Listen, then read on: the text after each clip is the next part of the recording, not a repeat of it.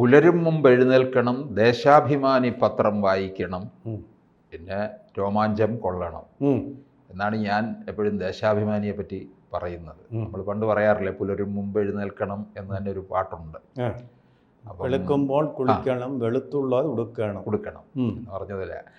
ദേശാഭിമാനി പത്രം വായിക്കുക എന്നുള്ളതാണ് ഏറ്റവും പ്രധാനം. മറ്റ് പത്രങ്ങളിലൊന്നും ഇല്ലാത്ത കാര്യം നേരോടെ നെറിയോട് നമ്മുടെ മുമ്പിൽ എത്തിക്കുക.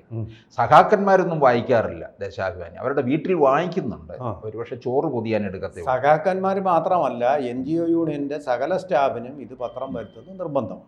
അല്ലെങ്കിൽ ട്രാൻസ്ഫർ വരുന്ന വഴി പേടി കൊണ്ട് അവർ വരുത്തും. വായിക്കാനായിട്ട് വേറെ പത്രം ഒരെണ്ണം കൂടെ നേരെ അതിൻ്റെ കൂടെ വാങ്ങിച്ചു വയ്ക്കുക. അതൊക്കെ പത്രം അവിടെ കിടക്കും. അല്ല, അത് CPM സമ്മതിച്ചു കൊടുക്കേണ്ട കാര്യമാണ്. അതെ അതെ. കാരണം ജനയുഗം എത്ര പേര് വായിക്കുന്നു, വീക്ഷണം എത്ര പേര് വായിക്കുന്നു, ചന്ദ്രിക പിന്നെയും മുസ്ലിം ലീഗിൻ്റെ ഇടയിൽ മുഴുവൻ പോകുന്നുണ്ട്. അത് ഇസ്ലാം മതത്തെ പോലെ തന്നെ എല്ലാവരും പള്ളിയിൽ പോയിരിക്കും, എല്ലാവരും ഈ നോയമ്പ് നോക്കിയിരിക്കും. അതങ്ങനെയാണ്. അങ്ങനെ ഒരു സ്വഭാവമുള്ള കേഡർ സ്വഭാവമുള്ള മതങ്ങളുണ്ടല്ലോ, അതുപോലെ കേഡർ സ്വഭാവമുള്ളൊരു പാർട്ടിയാണത്. തീർച്ചയായിട്ടും അത് എല്ലാം. ഈ ദേശാഭിമാനി പത്രം സഹാക്കന്മാർ വായിക്കത്തില്ല, അവർ ചോറ് പൊതിയാനേ എടുക്കത്തുള്ളൂ. അതെ. അത് ഈ നമ്മൾ വായിക്കുന്നുണ്ട്, കാരണം മറ്റ് പത്രങ്ങളിൽ വരാത്ത വാർത്തകൾ പലതും ഇതിനകത്തുണ്ട്. അതുകൊണ്ട് ഞാനത് വായിക്കും. കോമഡി വാല്യൂ ഉണ്ട്. അത് നോക്കുമ്പോൾ വാല്യൂ ഇല്ലെങ്കിലും കോമഡി വാല്യൂ. MA ബേബിയുടെ ചില ജൽപ്പനങ്ങൾ നമുക്ക് അതിനകത്തുനിന്ന് കാണാൻ പറ്റി.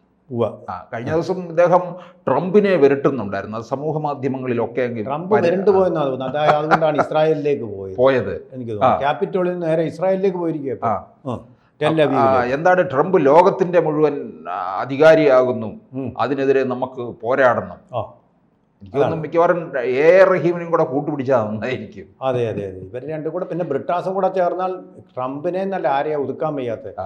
ഒതുങ്ങി പോവുകയാണ് എല്ലാവരും. അപ്പോൾ എല്ലാവരും നാട് വിട്ട് പോവുക. അതായത് ട്രംപ് നാട് വിട്ട് ഇസ്രായേലിലേക്ക് പോകുന്നു. എന്തിനാ? ഹമാസിനെ ഒതുക്കാൻ വേണ്ടിയാണ് പോകുന്നത്. അതാണ് അതിന്റെ രസം. ഇപ്പൊ വന്നിരിക്കുന്ന ഒരു വാർത്ത എന്താ, ബീഹാറിൽ പിന്നെ അവിടെ BJP എന്നാണ് പറഞ്ഞിരിക്കുന്നത്. അതെ അതെ. പണ്ട് തൃശ്ശൂരിൽ ഇതുപോലെ BJPക്ക് അക്കൗണ്ട് തുറക്കാതിരിക്കാൻ വേണ്ടി ഇവർ ഭഗീരഥ ശ്രമം നടത്തി. അപ്പോൾ അത് വിജയിച്ചു, ഏതാണ്ട് വിജയിച്ചു.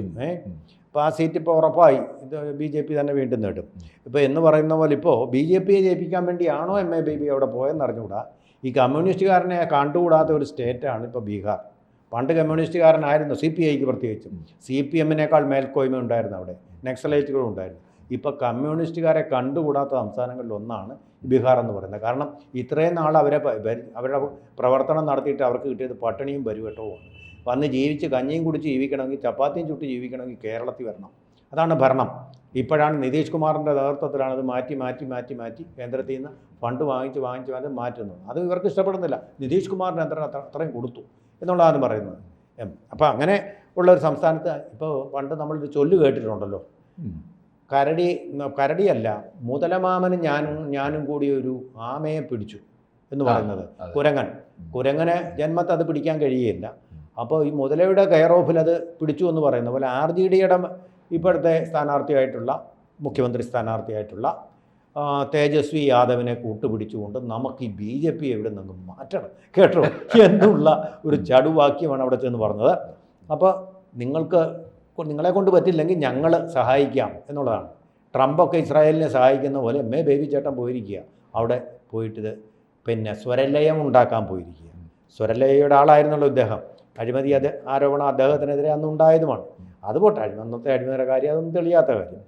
പക്ഷേ ബഹു വിദഗ്ധനാണ് ഇദ്ദേഹം.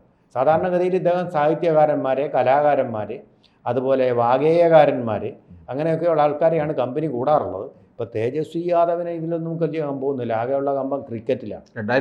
ഈ വർഷം ഒക്ടോബറിൽ ബീഹാറിൽ തെരഞ്ഞെടുപ്പാണ്. അതാണ് പോയിരിക്കുന്നത്.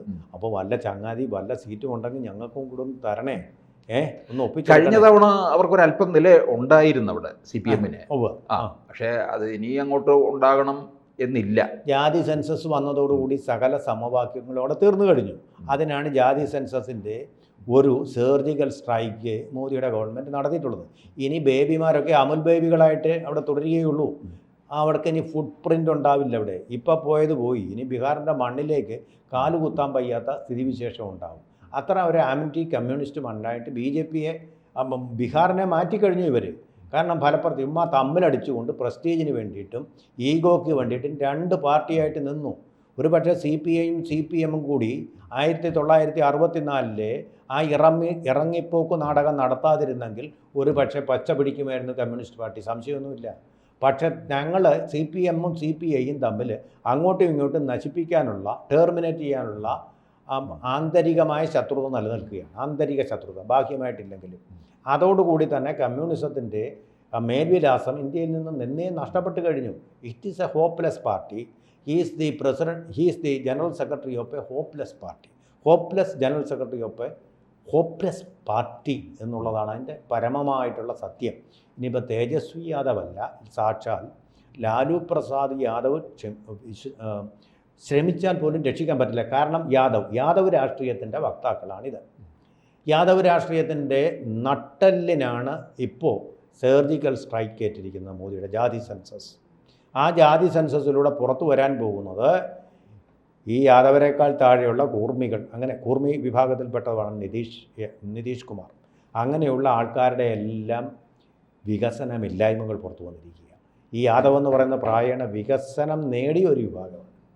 അപ്പോൾ ഈ താഴെയുള്ള യാദവന്മാരുടെ വോട്ടുകളെല്ലാം ലാലു പ്രസാദും മകനും കൂടി അടിച്ചെടുത്താൽ, കുടുംബവും കൂടി, ഇവിടെയും കുടുംബഭരണം തന്നെയാണല്ലോ, അടിച്ചെടുത്താലും പിന്നെയും ഉള്ള ജാതികളുടെ എല്ലാം പിന്തുണ അവർക്ക് കിട്ടിയ ഈ അംഗീകാരത്തിന്, ജാതി സെൻസസിലൂടെ കിട്ടാൻ പോകുന്ന വലിയ വലിയ ബെനിഫിറ്റുകൾക്ക് മറ്റ് ജാതികൾ, ഉപജാതികൾ, കൂർമികൾ തൊട്ട് താഴോട്ട് വളരെ ഒരു സംവരണത്തിൻ്റെ ഒരു ആനുകൂല്യവും കിട്ടിയിട്ടില്ലാത്ത പല ജാതികൾ, അധികാരത്തിൻ്റെ കസേരയിൽ ഒരിക്കൽ പോലും ഇരിക്കാൻ ഭാഗ്യം സിദ്ധിച്ചിട്ടില്ലാത്ത ജാതികൾ ഒരുപാടുണ്ട്. അവരുടെയൊക്കെ കാര്യങ്ങൾ തെളിഞ്ഞു കഴിയുമ്പോൾ ഈ യാദവ രാഷ്ട്രീയം അവിടെ തീരും. അതുപോലെ തന്നെ മറ്റൊരു കാര്യം കൂടെ കൂട്ടിച്ചേർത്ത് വായിക്കാം. അവിടെയും യാദവ രാഷ്ട്രീയം, ഉത്തർപ്രദേശിൽ അവിടെ SP കളിക്കുന്നത്, ആ രാഷ്ട്രീയവും ഇല്ലാതായിത്തീരും. മണ്ഡൽ കമ്മിറ്റി പൊടി തട്ടിയെടുക്കുക വഴി എന്താണോ VP സിംഗ് സാധിച്ചത്, അത്തരം ഒരു വലിയ സോഷ്യൽ എഞ്ചിനീയറിംഗ് ആണ് ഇപ്പോൾ വരാൻ പോകുന്നത്.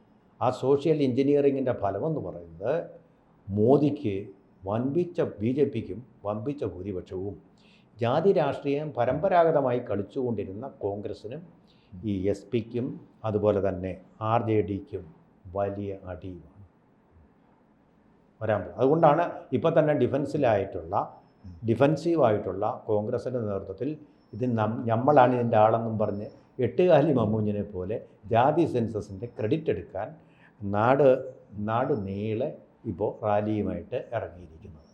ഇത്രയേ ഉള്ളൂ. ബേബിച്ച നീ ബീഹാറിൽ പോയിട്ട് ഇനി യാതൊരു കാര്യമില്ല. ബേബിച്ചിന് പച്ച പിടിക്കാവുന്ന ഒരേ ഒരു മണ്ണ് ഇവിടെ കേരളം മാത്രമാണ്. കാരണം കോൺഗ്രസിൻ്റെ ഈ തമ്മിലടിയും ബുദ്ധിശൂന്യമായിട്ടുള്ള തീരുമാനങ്ങളും ഒക്കെ കാരണം നിങ്ങൾ രക്ഷപ്പെട്ട് നിൽക്കുക. അവിടെ നിങ്ങൾക്ക് പച്ച പിടിക്കാം. കാരണം നിങ്ങളുടെ അഴിമതികൾ പുറത്തു വരാൻ ഇവിടെ സജീവതയുള്ള ഒരു പ്രതിപക്ഷം ഇല്ല. കൂടുതൽ വാർത്തകളും വിശേഷങ്ങളും നിങ്ങളിലേക്ക് എത്താൻ ABC മലയാളം സബ്സ്ക്രൈബ് ചെയ്യുക, ബെൽ ബട്ടണും അമർത്തുക.